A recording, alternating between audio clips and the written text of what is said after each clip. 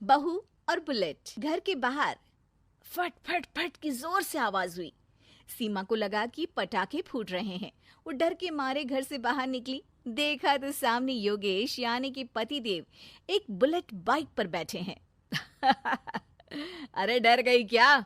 Bike लेकर आया हूँ तुम्हें घुमाने के लिए। सच में? मुझे लगा पटाखे फूट रहे हैं। अरे पटाखे भी फूटेंगे और मिठाई भी बटेगी। माँ को तो बुलाओ। माँ भी बाहर आ जाती है। अरे योगेश बेटा, इतनी जल्दी आ गया? और ये गाड़ी किसकी है? साहब की है? हाँ माँ, तुम्हारा बेटा साहब से कम है क्या? मेरी ही है। अरे बेटा, इतनी बड़ी गाड़ी ले ली, इससे तो तू घोड़ा ही ले लेता। महंगी पड़ी होगी ना? माँ महंगी सस्ती छोड़ो और मिठाई लाया हूँ, गांव में बंटवा दो। अरे बंटवा क्यों दो? पीछे बैठो, गांव में बांट कर आते हैं। सब खुश थे। योगेश गांव के बाहर एक कोयले की खदान में मजदूरी करता था। मेहनत और अकल से उसने वहां ठेकेदारी का काम सीख लिया और सूझबूझ से ठीक ठाक पैसा बनाने लगा। गांव में बात फैल गई कि योगेश के घर धमाका गाड़ी आई है। ऐसी गाड़ी पहले कभी किसी ने गांव में तो देखी नहीं थी। योगेश और माँ गाड़ी से वापस घर आ जाते हैं। बेटा, बाबूजी ऊपर से देख रहे होंगे और आशीर्वाद भी दे रहे होंगे तुझे।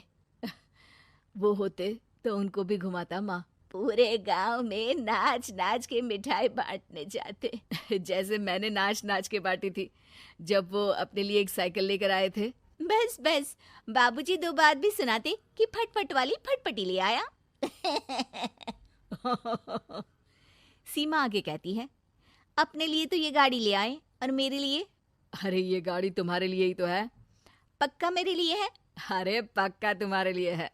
अगली सुबह जब योगेश सो रहा होता है तो उसे बाहर से गाड़ी की आवाज आती है। वो घबरा कर चिल्लाता है, चोर चोर, मेरी गाड़ी ले जा रहा है, चोर चोर।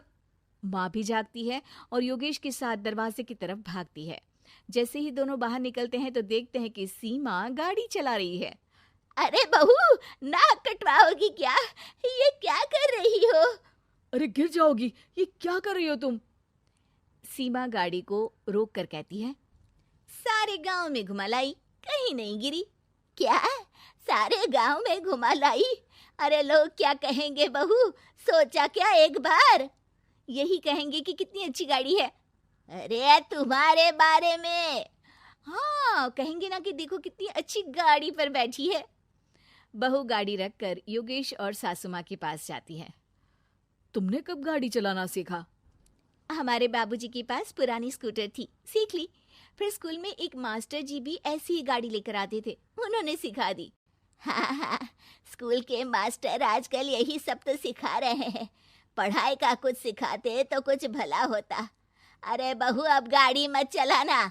हमारे परिवार में कभी किसी औरत ने पीछे से आगे की सीट पे आने की हिम्मत नहीं की है। तुम भी मत करना, समझी? जी समझ गई माँ जी।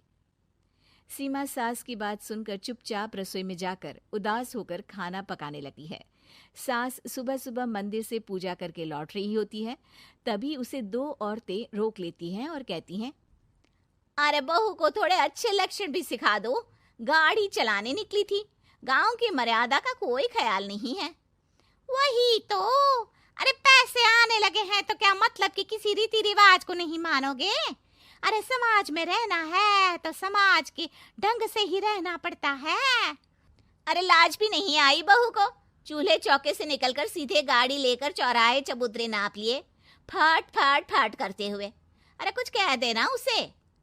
अरे ये क्या कहेगी, बूढ़ी सास है, इनकी थोड़ी ना चलती होगी घर में। हाँ, बहू की ही चलती होगी, मर्जी भी और गाड़ी भी। सास सब सुनकर घर आती है और बहू को चिल्ला के बुलाती है, अरे नाक कटवा दी सबके सामने गाड़ी चलाकर। औरत जात गाड़ी नहीं चलाती। शहरों में तो 4 पहियों वाली गाड़ी भी चलाती हैं और हेलीकॉप्टर, हवाई जहाज भी। शहर में थोड़ी ना रहती हो मैडम साहिबा। आज के बाद गाड़ी से ही नहीं, यूं भी निकलना बंद तुम्हारा घर से। माँ सही कह रही है, कहीं भी जाना हो तो मुझे बता देना, मैं लेकर चलूंगा। आज माँ को तुम्हारे कारण कितनी बातें सुननी पड़ी। इतना कहते हुए योगेश वहां से चला जाता है। बारिश की वजह से कारखाने के रोड पर कीचड़ रहता है, इसीलिए योगेश गाड़ी घर रख कर जाता है और किसी से लिफ्ट लेकर कारखाने पहुंचता है ताकि नई गाड़ी गंदी ना हो। लेकिन शाम को इतनी तेज बारिश होती है कि उसे वापस आने का कोई साधन ही नहीं मिलता। बारिश बढ़ती जाती है। रात के 11 बज जाते हैं। रास्ते में एक नदी का ब्रिज है। अगर उस पर पानी आ गया तो योगेश कारखाने में ही फंस जाएगा। पूरी रात भूखे प्यासे बितानी पड़ेगी। घना अंधेरा, बिजली की कड़कड़ाहट और तेज बारिश। राजेश डर भी रहा था, ठंड से कांप भी रहा था। तभी उसे रोड से आती हुई एक रोशनी दिखती है। वो देखता है कि उसके सामने एक बाइक आकर खड़ी हुई है। वो ऊपर वाले को धन्यवाद देकर उस बाइक वाले आदमी की तरफ बढ़ता है, पर पास जाकर देखता है तो भौचक्का रह जाता है। सीमा, तुम यहाँ इतनी बारिश में गाड़ी पर? पहले बैठो तो, नदी ब्रिज पे आ जाएगी तो जाना मुश्किल हो जाएगा। योगेश गाड़ी के पीछे बैठता है।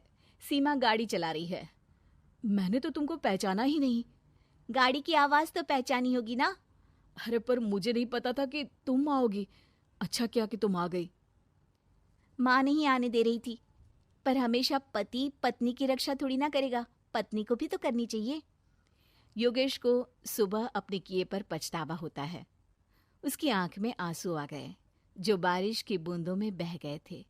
उसके बाद सीमा को सास ने और योगेश ने खुशी खुशी समाज की सीमा लांघने की मंजूरी दे दी। अब वो जहां भी जाती फट फट फट गाड़ी पे ही जाती।